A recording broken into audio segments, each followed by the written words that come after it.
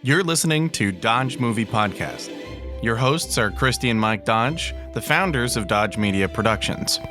We produce films and podcasts, so this is a podcast about films. Join them as they share their passion for filmmaking. Amongst some of the reviews that we've had on iTunes, I had a friend of mine reach out to me, Brenda, and her boy Bowden enjoy listening to our podcast as they go for drives. And she said they really have a fun time talking about it together. And we really appreciate feedback like that. So keep it coming, guys. We really appreciate it. Welcome back, everybody, to another episode of the Dodge Movie Podcast. Today we are covering probably one of our favorite movies. It's called Mother by Albert Brooks, and it was released in 1996. Before we get to that, I just want to shout out a couple honorable mentions of movies that didn't make it because they were a little bit more of the serious variety, and we like to keep it lighthearted here on the podcast. So one movie from my teenage years that I loved was Mask with Cher. Mm-hmm. It's a great movie. Was Eric Stoltz in that one too? Yes, he portrayed the boy. And my second honorable mention is, of course, Steel Magnolias, classic mother-daughter movie. Did that have a Shirley MacLaine in it? That did have Shirley MacLaine. We are having almost a month of Shirley MacLaine. Julia Roberts in that one too? Julia Roberts, Sally Field, Daryl Hannah, Olympia Dukakis, and Dolly Parton. Oh my God, how could I forget Dolly Parton? Gene Hackman? Tom Skerritt. You like a Skerritt? Oh, yeah. Everybody likes a Skerritt. It's a great movie. So grab your hankies and enjoy those two honorable mentions. But let's get back to Mother. Writer, director, actor Albert Brooks brought this to us. Debbie Reynolds. We've got like this beautiful tie-in with postcards. Yeah, we'd watched a movie where somebody had played a character inspired by Debbie Reynolds, and now we see Debbie Reynolds play a character inspired by someone else's mother. Right. And then we just talked about Shirley MacLaine in Steel Magnolias. It's like this wonderful inception of motherhood here. Mm-hmm. They're all clustered around the same. Yes. John C. McGinley is in this, Rob Morrow, and a very young Lisa Kudrow, fresh from Friends. Which was probably her big break, so this was maybe her entree into motion pictures. Films. A Paramount Pictures movie. The synopsis is, after two failed marriages, a science fiction writer, portrayed by Albert Brooks, decides coming to terms with his mom will improve his chances for a successful relationship, so he moves back home with her, portrayed by Debbie Reynolds. And I love the tagline for this film. No actual mothers were harmed during the making of this motion picture. That sense of humor is why I like Albert Brooks. I love Albert Brooks' sense of humor. So, Mike, what's the pickup line in this film? This being your second divorce, Mr. Henderson, you're familiar with the procedure. Pretty much just drops us right into the action. Right. That shows us that he's got a problem with the women in his life. Yeah, this shows us it's round 2 for him. Of marriages. Round 3 if you throw his mother in there. Right. And the scene that follows this one I love, because in this interaction with the wife, he says, I think she storms out, and he looks at the lawyer and goes, she had a lot of really nice furniture. So the attorney says to him, if you guys were this amicable during your marriage, we wouldn't be here, something like that. And then they have an argument, and something else comes up about why they would be together. And Albert Brooks' character says, she had a lot of really nice furniture. Right. So Cut to, he goes home, and the house is empty except for one chair and an end table and the phone. And what I loved about this scene is it was very reminiscent of what we refer to as, Simpsons humor, that there was the rake that got stepped on like seven times and never, got old because it was just funny.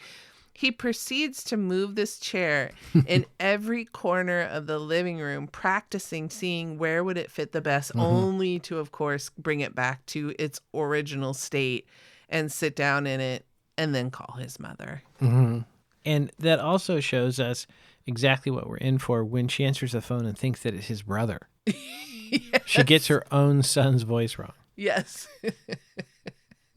I think he says something like, no, Mom, the other one. Yeah, the other son. So Albert Brooks portrays the character John, and he struggles the entire film to basically be seen by his mother. And he's overshadowed by what appears to be his younger brother. Younger brother, just based on their apparent ages on the screen. Yeah, portrayed by Rob Morrow. And I looked it up because I was curious. Rob Morrow's character from Northern Exposure, which came out in 1990. Okay. He was kind of like the hero of the show. He was the ne'er-do-well. He was the good guy. He was the protagonist. Yeah, but he was kind of the one sane person in town. Right. And I think he was doing a little bit of playing against type. He didn't want to get cast as the do-gooder kind of person. Yeah, he was tired of being the squeaky clean guy, and he plays an extreme asshole in this movie. Yes. And so this is great for set design and locations and everything. The character Jeff, played by Rob Morrow, has an office in his house. He's supposedly like a sports agent. Mm-hmm. And behind the desk, there is this like massive trophy case, which is like the guy who has the super lifted pickup. You immediately think, what are you compensating for?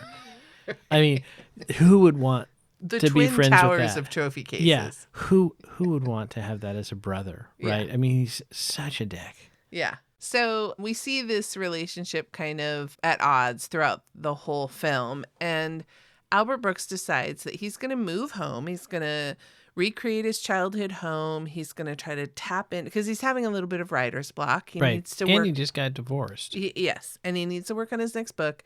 And so he thinks if he goes back to kind of like his origin story, right, that he will be able to recapture the magic of why he became a writer and where all that fruitful content will come from. And in the scene with John C. McGinley in the bar, the McGinley's character brings up that he has a problem with women. And so something that I thought was very interesting is Albert Brooks' character John makes a comment like when his friend doesn't get a joke, which is not a super literate joke, but it is, it's part of his humor as a person. Like, I wouldn't be with you if you're a woman if you didn't get my jokes like that. And then later we see, speaking of Lisa Kudrow, that he has that same kind of interaction there, right? And you also, I'm sure you can see the foreshadowing here, listeners, has that problem with his mother, where she doesn't get his sense of humor, right? And she's, in some sense, overly literal, but there's that disconnect that almost you're expecting a record scratch sound, right?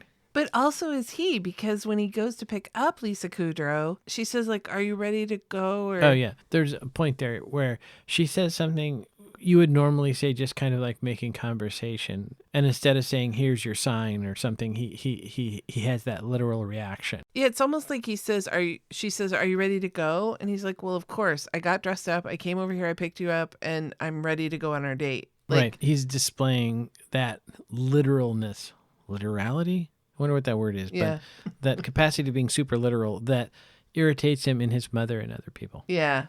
Oh, sweet irony. Yeah, exactly. And so there's a great scene when he arrives, kind of, I think all of our mothers, because I'm guilty of this too.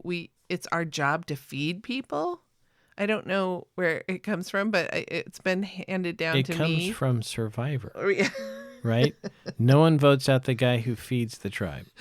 So she's pushing all of this food on him, and there's this great comedic. Oh, it's incredible. The freezer. Yeah, she basically stores everything in the freezer, including salad.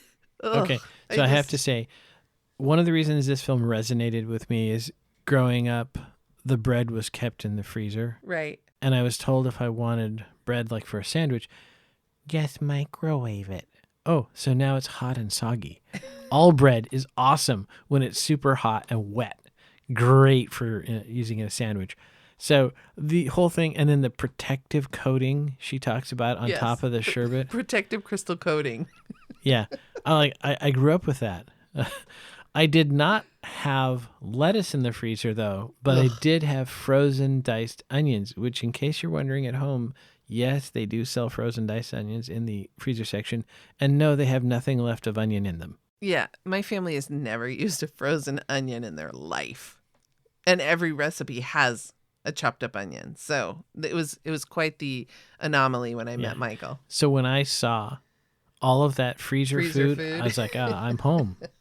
It's a great scene. It's a great scene that Debbie Reynolds says. I love it when she pulls out this huge block of cheese and he goes, no, I like my cheese in ounces. When it's the weight of a Fiat, I have a problem. Yeah, it's a good line, even though he drives an Alfa Romeo, but the Fiat is a better line. It probably, like all those The comedy. T, Fiat. Yeah. So that's an enjoyable scene. And then they go to the grocery store, and I love this because he's a vegan and he's trying to explain to her, or he's vegetarian probably in this. Right. And he's trying to explain to her that he doesn't eat meat. And so she goes, do you want lamb? And he goes, no, Mom, that's meat. And she's like, well, I didn't know. And they go to the grocery store. And so she goes, do you want to get a separate cart? And he goes, no, I can put my things in your cart. And she says, well, I didn't know how far you were going to take this thing. Right. With the lamb, she says, I didn't know if it was the animal you were siding with or the whole thing. So what we see this is classic Debbie Reynolds. It's just great. Well, she delivers those lines, but also you can see from the characters that Beatrix, the mother, has the same sense of humor that he does. He does, yes. So kind of the part of this is they discover how alike they are. Yeah, there's sweet moments where she'll say something and he goes, is that a joke, Mother? And she gets like a little twinkle in her eye. Mm-hmm. Like, you're not the only one that can be humorous. Mm-hmm.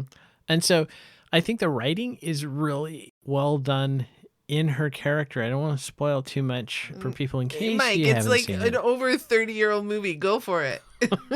Oh, come on. But it wasn't They that were warned big. last week They to were watch warned. Mother. Okay, they were fine.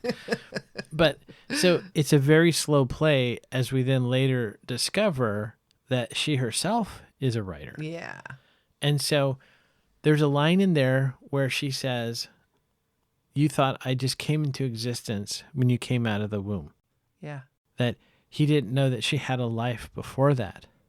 And That she had dreams, she had wishes, she had desires. Yeah. that kind of sadness of children not recognizing their parents as people, Yeah.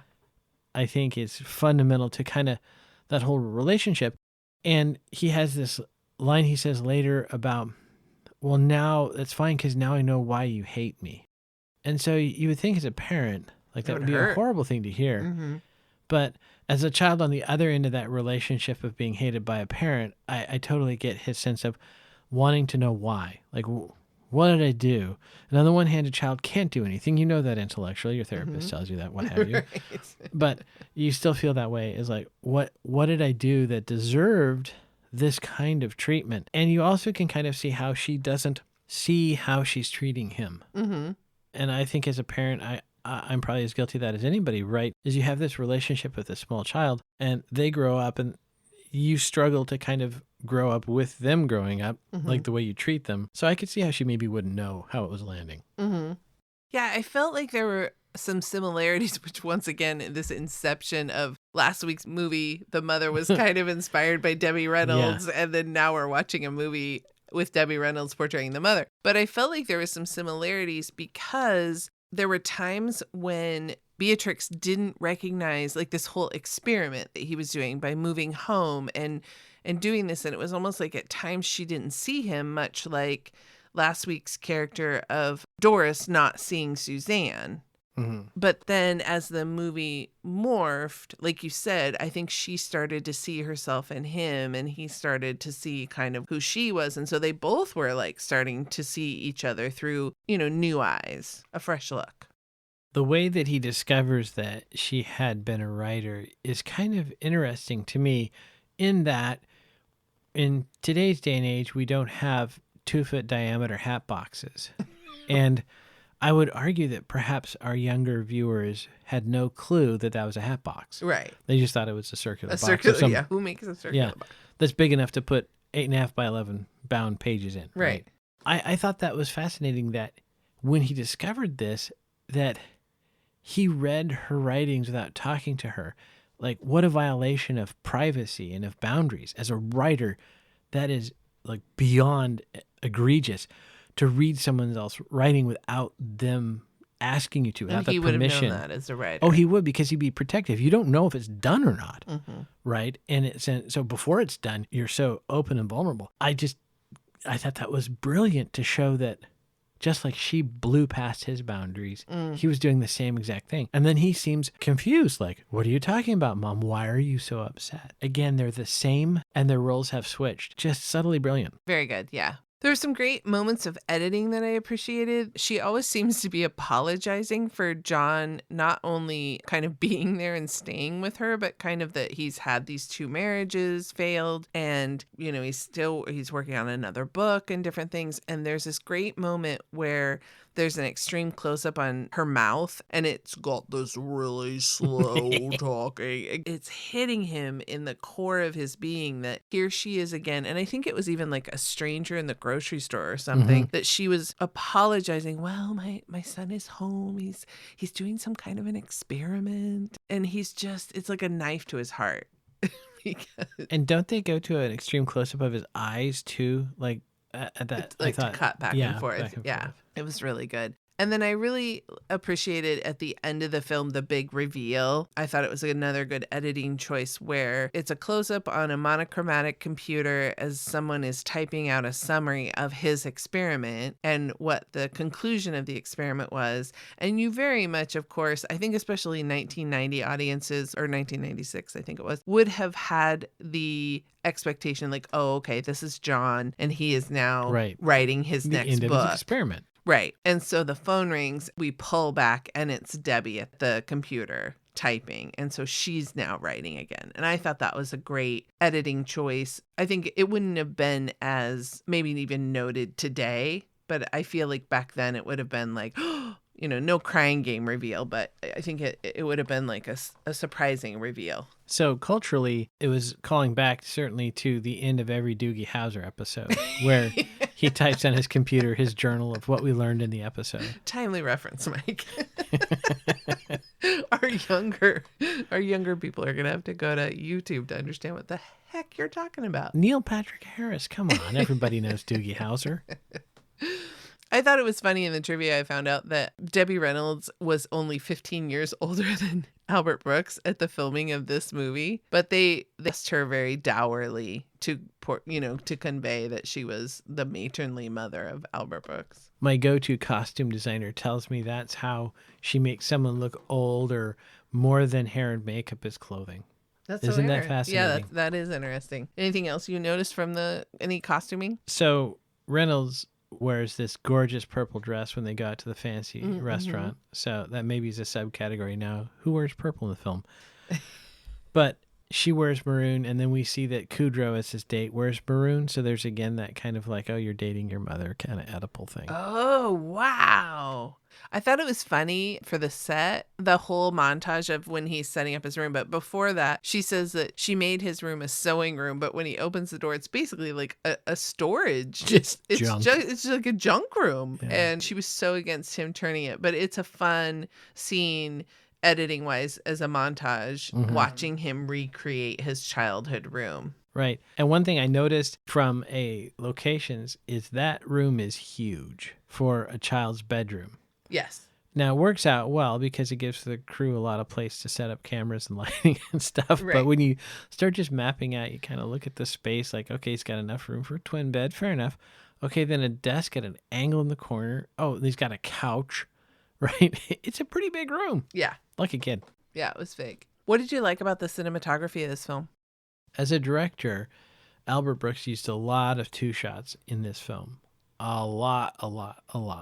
And that obviously could be just Do you want to communicate. explain what a two-shot is? In this case, what I'm talking about, a two-shot, both characters, there's a medium of both characters there in the frame. And a medium is kind of like waist up or or sternum. sternum up. And each character is probably going to be on one of the 2/3. It's a very balanced and symmetrical. They're facing the camera. And this gives you an opportunity for the viewer to see both of the characters. It's a little bit artificial because in life, people often face each other if they're going to talk to each other. But for example, he puts them in the bar where you don't have a choice. You're kind of bellied up to the bar. You do see the same shot with him a little tilted in the restaurant when he's with Lisa Kudrow on the date. And at that point, they also use this really, really well done slow dolly. So the camera actually starts on kind of, you would say, the right side of the screen on Brooks, and it slowly dollies across the two of them as they're talking. But he uses these two shots a lot, especially with Albert Brooks and Debbie Reynolds, showing the two in this, they're in this relationship. they're together. And there is a very nice camera movement with pan and tilt in motion when they're having their argument in the living room. Albert Brooks as John Henderson is walking through the scene, and the camera crew follows him seamlessly as he moves through the scene and at one point sits down and then another point stands up. Really well done. I love that scene because she says, John, I'm being serious. And he goes, oh, I know you're being serious because we're in the living room. We're never in the living room. Yeah, we're using the living room. Yeah, it wasn't in that scene, but earlier on, he does have a line where she says, honey, I love you. And he says, I know you think you do. I love that. That was great. He actually has quite a few humorous lines, but I really like that one. I know you think you do. Classic Albert Brooks. Yes. And then another line where her character delivers says, you should write about real people. Right, because he's a science fiction writer. Right. That's a great, the back and forth, because that scene goes on for a little bit longer, and the back and forth between the two of them is so good. Is there a science fiction writer who has not been told that by someone? Right. Probably in their family. You should write about real people. I just want to mention this fun bit of trivia that I actually remembered. I was so proud of myself for remembering this. So he's driving north from LA to the San Francisco Bay Area. She lives in Sausalito, which is like the northern Marin County. And he's driving there, and there is, you think it's Mrs. Robinson from Simon and Garfunkel, but as you listen to the lyrics, it's Mrs. Henderson, which is Debbie Reynolds' character. Same melody. Yes, same melody. And if you listen to the lyrics, it's describing, and it's a very funny take on, your son is coming home and he needs you to be nice to him. And it's a great version of that song. And how it came to be is Debbie Reynolds' daughter, Carrie Fisher, was married to Paul Simon. And apparently when they divorced, he did not pay alimony. So Albert Brooks took this as his opportunity. Right. I don't know. Carrie lost out on this one, but Albert went to Carrie and said, will you ask Paul to write this song for us in lieu of alimony, I guess? Well, she had some favors stacked up since he hadn't had to pay alimony. I guess. And they had famously told Mr. Coffee that they would not redo Mrs. Robinson for them. So Albert Brooks takes it as a feather in his cap that he was able to get them to write Mrs. Henderson for this film. To be fair, an Albert Brooks film is a little higher class than a Mr. Coffee commercial. True. Another thing from the music that I just appreciated, I don't know. I feel like you don't really see this anymore. It stood out to me, so I feel like it was notable. At the end of the film, when he kind of feels triumphant because him and his mother have created this bond and they have a better relationship, and he is kind of like, it seems like he's healed his writer's block and he's headed back down to LA. There's this orchestral swell of the music, and it's like a triumphant kind of, it's cueing the audience that like he has been triumphant in his quest to not only probably open up his writer's block, but also he's repaired his relationship with his mother, or at least, understands it more. And you would hope that then his relationship with women, he would be able to understand more and not bring, his past pathology into new relationships. And coincidentally, he stops for gas and meets a lovely young lady that he is interested in. So when we're polling science fiction writers, I want to know how many of them have met attractive women at gas stations who recognize them without their book nearby. Right by their head. Excuse me, Mr. Sanderson, did you write Rhythm of War? So it kind of was talking about him driving. So that cues up nicely your driving review of this film. So a white 1978 Alfa Romeo 2000 Spider features prominently. He drives this car. I think this is a clever choice by the filmmakers because Alfas have never been cheap. And so this shows that he's a guy who has some degree of financial security and success. Yeah. And it also, as a convertible, allows us to see the actor that we paid lots of money for on screen. Oh, wait, the director is the actor. Anyway. And then it serves as a nice counterpoint. Debbie Reynolds' character, his mother, drives an 89 blue Oldsmobile 88 Royale. Four-door Olds, completely old person car, right? It's a giant sedan. Yeah. They couldn't be more different. Yes. Now, one thing that's interesting is he does not wear a visible seatbelt in that Alfa. And it's possible that they either didn't come with them or Italian motor cars, who knows? Or it was a lap belt because it was convertible. And they maybe didn't mandate certain things at that time. But I'm a little disconcerted with that, although both he and his mother do wear shoulder belts in the old, so that's good. He has a liberal interpretation of staying on the right side of the double yellow line in the driving sequence. Not terribly keen on that. But what's wrong with turn signals, folks? Of the copious times they have an opportunity to use them, only twice do they use a turn indicator in this film. Okay, I'll give you a little movie insight. Was there dialogue in those scenes? Not that I recall. Oh. But there is the mechanical clicking in the old style cars. Yes. And so I would say that's why they didn't. Right. And she drives a little fast in parking lots. I'm just going to throw that out there. His mom drives like it's Daytona 500 pit lane in the parking lot. I know. Made me nervous. Even though I'm sure all of the extras were aware that it was Debbie Reynolds walked behind the wheel. But I was nervous for those parking lot pedestrians. Yeah. And I was reading the trivia on another movie recently, and they said that the actor did all of his own driving, but for vanity didn't want to wear his glasses. So no. I was afraid there was going to be a Mr. Magoo moment where she runs down some extra getting their grapefruits at the Gelsons. That's a great scene. Yeah. That's a great scene, you guys. Yeah. All right. Some fun trivia for this movie is Albert Brooks. He reached out to a lot of older actresses when he was pursuing who to play his mother. He wanted Nancy Reagan to come out of acting retirement. Would have been awesome. But she was caring for a declining Ronald Reagan due to Alzheimer's, and so she couldn't do it. He also reached out to Esther Williams. They apparently, after she declined the role, cut out the water scene. Yes. There was a fabulous Busby Berkeley style water scene, but they had to cut it out due to time. Shot it from above the pool at the rec center when they're doing the water aerobics, and he's there with her because he's part of the whole thing. I get it now.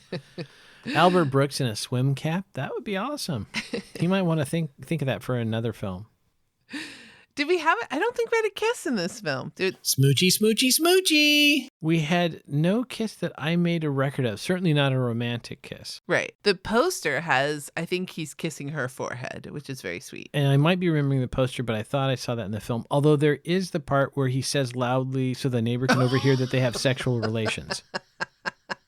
That is probably one of my top 10 favorite scenes in any movie because he and his brother are fighting and so he's being over the top just crazy because Rob is kind of, you remember when you were a kid and you go like, you like peanut butter and jelly sandwiches so much you should marry him. And that's almost like the juvenileness that Rob Morrow's character stoops to in this film. And so he's like, you love mom so much it's like you guys are sleeping together. And he's like, and I just love Albert Brooks just deadpan. Yes, well, I've been wanting to tell you we are sleeping together.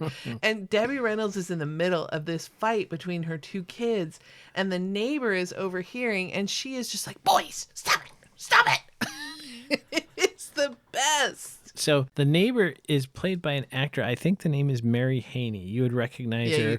Probably the most recognizable thing I have is in Liar, Liar. It's Jim Carrey's secretary, his assistant. Yes, she was. And according to the IMDb trivia, she got into acting late in life. She had a family and raised kids and then decided in her 40s to get back into acting and had a long, successful career later in life. But she is such a recognizable character, but does a great performance. She's watering her lawn and listening to these people having this fight, which we all know you would have that human instinct to overhear the, juicy gossip of the neighbors. Course. And then Albert Brooks loudly declaims, we're sleeping together. And just, it is so great. It is, it's one of my favorites. Yeah. Any head trauma? No head trauma that we see, but I made a note of off-screen head trauma at 39:20. But you don't know what it is? I've forgotten. Can you believe that? You got to start writing that stuff down, man. I thought I would remember. You've had too much head trauma. Yeah. Oh, gosh, that's sad. When I was younger, head trauma was considered nothing but funny. It was not considered something you should worry about, let alone avoid. So I have a good story about that, but we'll tell it another time. Okay. All right, so should we go to the numbers? Let's go to the numbers. All right. This film I could not find a budget on this film, but it made $19 million domestically, but it had zero for worldwide. Like in 1996, were we not distributing films worldwide? I'm sure it's distributed worldwide. That just means that they didn't have the number. I was just like, Nobody looked it up. wait a second. This movie had to have gone to. Of course. In fact, I believe on the IMDb page, it has other movie covers in other languages. I think it's huge in Estonia, if I remember correctly. I think it is. It has to be. All right. It's an hour and 44 minutes. It's rated PG-13. IMDb score, once again, rather low, 6.9 and 88 on Rotten Tomatoes. And I would agree with Rotten Tomatoes. Yeah, Rotten Tomatoes. Boy, IMDb's not doing real well on their ratings here. In fact, Albert Brooks won for Best Screenplay at the National Society of Film Critics, which, I mean, is there, because those are people, they're seeing everything. So if you win for screenplay, that's saying something, because those are, critical people. They are. And he also won for screenplay of the New York City's Film Critics Circle. So, I mean, it has to have higher numbers than, I don't know what is, we got to look into IMDb's scoring or whatever and or stop using it altogether. Who owns them? I think Amazon owns them. So does he not carry? Stop talking. I was just wondering if Bezos doesn't carry that particular studio's films. So right. we're not gonna give him any love. It's a Paramount Pictures movie. And Debbie was nominated for a Golden Globe in 97, which I think is appropriate. At least a nom. She deserved a nom. I would agree. Yeah. It was a great movie. We loved it. Tune in next week. We're expanding the parental role. We're covering mothers and fathers. Next week's movie is Parenthood, a Ron Howard movie, another one, a favorite of ours. So watch Parenthood this week and tune in next week as we talk about Parenthood. Dodges never stop, and neither do the movies. Thanks for listening to Dodge Movie Podcast with Christy and Mike Dodge of Dodge Media Productions. To find out more about this podcast and what we do, go to dodgemediaproductions.com. Subscribe, share, leave a comment, and tell us what we should watch next. Dodges never stop, and neither do the movies.